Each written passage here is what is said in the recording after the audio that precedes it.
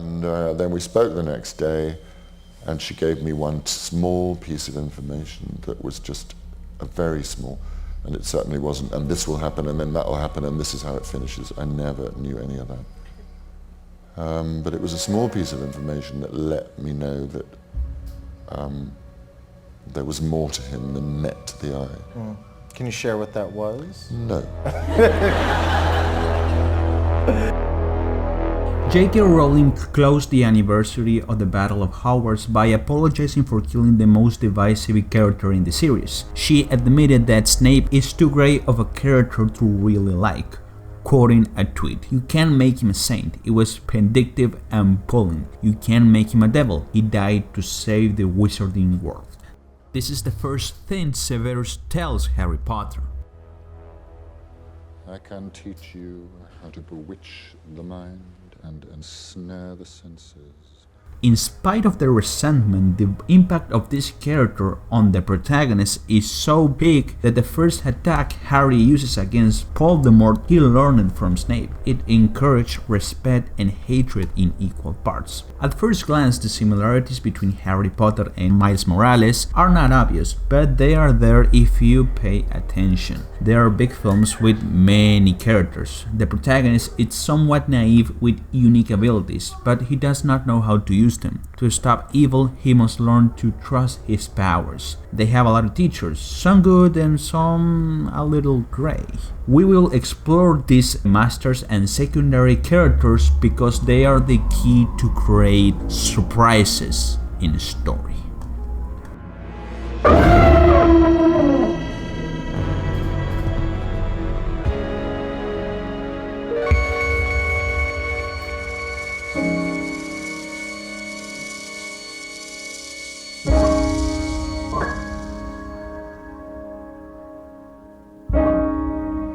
Archetypes are emotional and behavioral patterns. The story of the chosen one who embarks on a journey to stop evil is an archetype. They have the advantage that their components are easily recognized and offer the audience something familiar to hang on to. The most basic archetypes are the hero and the antagonist. One usually represents good and the other evil, but life is too complex to classify into two camps. To create great stories, you have to think beyond good and evil. If we talk at a fundamental level, the protagonist wants to satisfy a desire and the antagonist seeks to frustrate those attempts. The narrative elements of one are to pursue and consider, and the other avoid and reconsider.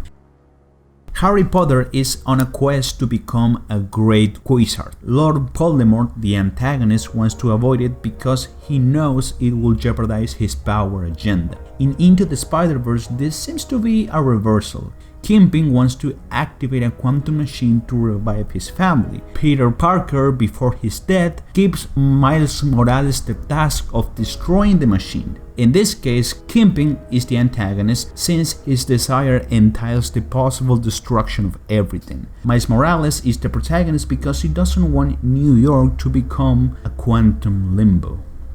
These two archetypes are fundamental, but there are others you can use if your story requires it. In Dramatica, Chris Huntley and Melanie Ann Phillips talk about four very useful archetypes: the rational character, the emotional, and the mentor. You're probably thinking, Charlie, there are three of them. You told me four. What the fuck is wrong with you, man? Okay, calm down. I will leave the name of the fourth one for later. This is an archetype that appears in most popular films, but for some reason it is rarely mentioned. But to even begin to understand this fourth archetype, we must first talk about the other three. The rational character makes all decisions using logic. They explore all possibilities until they reach a mathematically formulated conclusion. The narrative elements of these archetypes are logic and control. In Harry Potter and the Philosopher's Stone, Hermione Granger represents this archetype to perfection. She is an exceptional student and her knowledge of magic far surpasses that of Harry and Ron. In Into the Spider-Verse, Gwen Stacy fits this archetype. She is intelligent and knows very well what it means to be a Spider-Man. The good thing is that, unlike Hermione, her rationality is not taken to parody levels.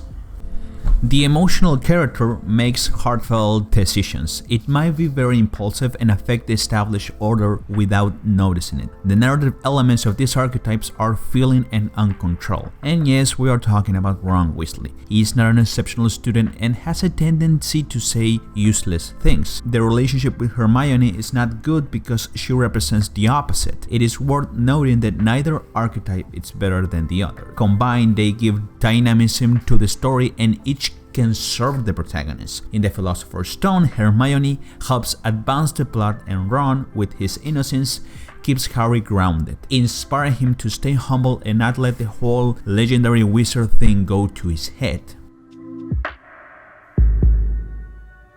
The mentor is the archetype that represents the voice of conscience. In moments of doubt, he is there to provide the guidance that illuminates the path of the protagonist, leading him into the truth. If obscure forces are concealed, the mentor will dispel them. Throughout the 7 films, Harry Potter had many mentors, but none so consistently as Dumbledore. When Harry is mesmerized by the mirror that shows him his parents' reflection, Dumbledore sees this and warns Harry that the past can be the change that lock you into a fantasy. This is the first time he encouraged him to turn away from the dark forces. Peter B. Parker also falls into the mentor archetype, but he has narrative elements that make him different. We will cover that later, as now it's time to talk about the 4 archetypical character who appears in Dramatica.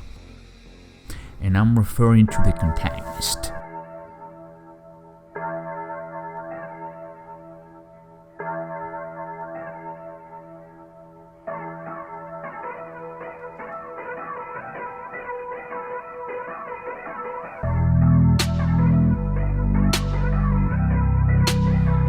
What happens when the direct confrontation with the antagonist means the end of the story? In detective fiction, the identity of the murderer is hidden until the very end. In the meantime, the conflict must exist. And gentlemen, the answer lies in the antagonist. In Harry Potter and Into the Spider-Verse, we see that direct confrontation with the villain can be very dangerous. That is why the screenwriter has to look for opposition that is not so aggressive. That is, the antagonist. His narrative elements are temptation and help, or conscience and hinder. The big difference with the antagonist is that his job is not to stop the protagonist.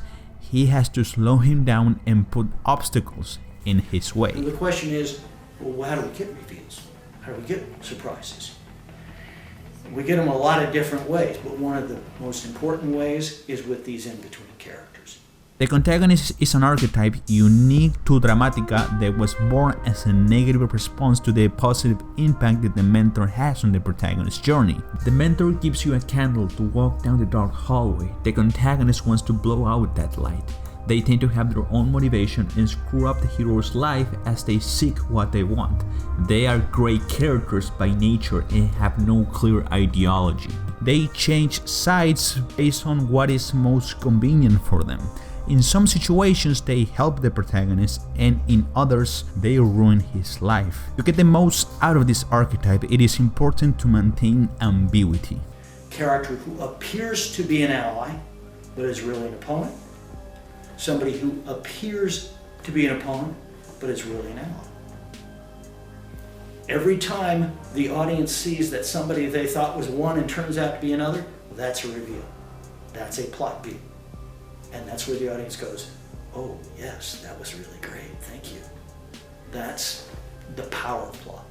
In Harry Potter and the Chamber of Secrets, Ron and Harry failed to cross the bridge to the magical world. They used a flying car to get to Hogwarts without thinking about the risk. At school, the person who insists on Harry's expulsion for his irresponsibility is Severus Snape, and it is the mental Dumbledore who frustrates that idea. You see the strong opposition between these archetypes. In the first plot point of the Chamber of Secrets, the guard's cat is petrified. Snape accuses Harry. The circumstances are suspicious. I, for one, don't recall seeing Potter at dinner. Later, he encouraged him to have a magical duel with his rival Draco Malfoy. We see that the attacks are subtle. No action is direct.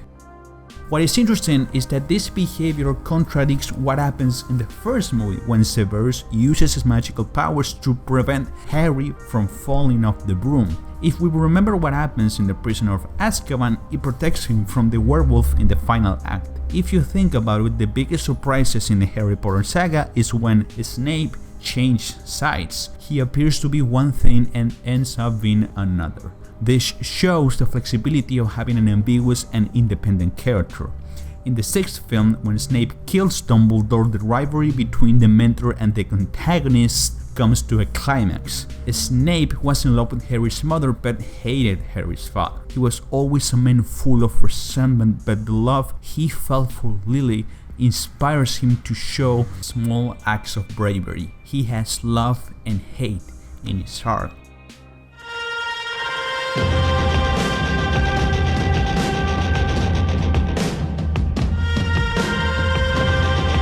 The screenwriters of Into the Spider-Verse make use of these archetypes, but with changes that add complexity to the characters. Pimping and Miles Morales are the typical duo of antagonist and protagonist. Nothing is different there. The deviations are in Peter B. Parker. Miles wants a mentor to teach him how to be a good Spider-Man. An archetypical situation is presented. The problem is that Ben Parker doesn't want to be a mentor. The difficulties of life have turned him into a pessimist. There are scenes where he helps, but others where he complicates things. In the climax, the Arachnid group almost got caught because Ben apologized to the wrong MJ. He has a lot of knowledge, but also a lot of weaknesses. Peter B. Parker is a mentor.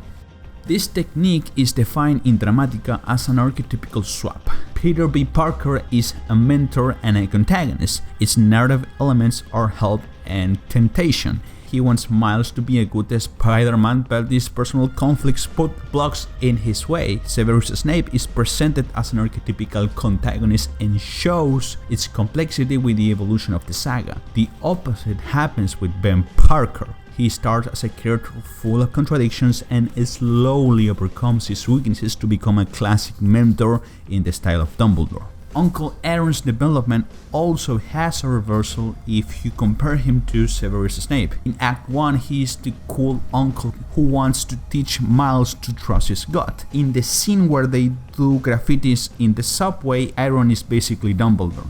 He becomes a antagonist when we found out his secret identity as the Prowler. The narrative elements are consciousness and hinder. In Harry Potter, surprises happens when a seemingly evil character turns out to be good. In Into the Spider-Verse, this happens when a good character turns out to be evil. This archetypical exchange is present in even the smallest characters. Liv Octopus is a brilliant scientist and a very impulsive woman. She is Ron and Hermione. Emotion and logic merge into one.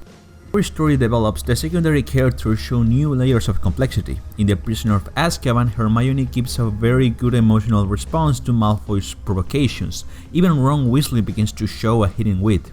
After defending Harry at the trial, Dumbledore ignores him and pretends it does not exist. Using archetypes is not following a formula, it's picking up something familiar at the beginning and then taking it to other places. Both Aaron and Snape are the most complex characters in their respective sagas or movies.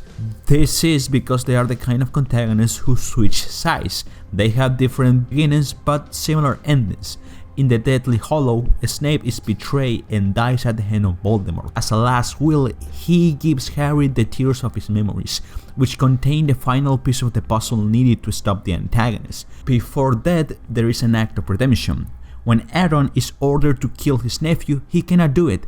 He is killed because he cares more about family. His last words to Miles are an act of redemption. You're on your way. Just keep going. Both antagonists had made bad choices along the way, but in the end, they enlighten the protagonist like the best. It's just brilliant how the authors turned the archetype on its head.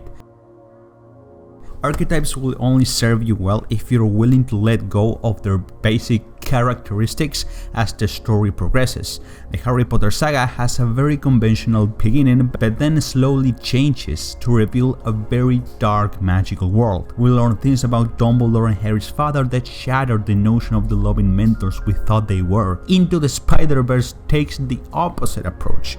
Ben Parker begins with a complex characterization with very pronounced weaknesses until he becomes a full-fledged mentor. If you want to create a character in the style of Aaron and Severus Snape, it's important to maintain ambiguity. The character should have their own motivations that are not connected to the antagonist. It's a good approach if they had an emotional connection to the protagonist. You can create surprising situations when the bad guy leads the hero down the branching path of darkness to light.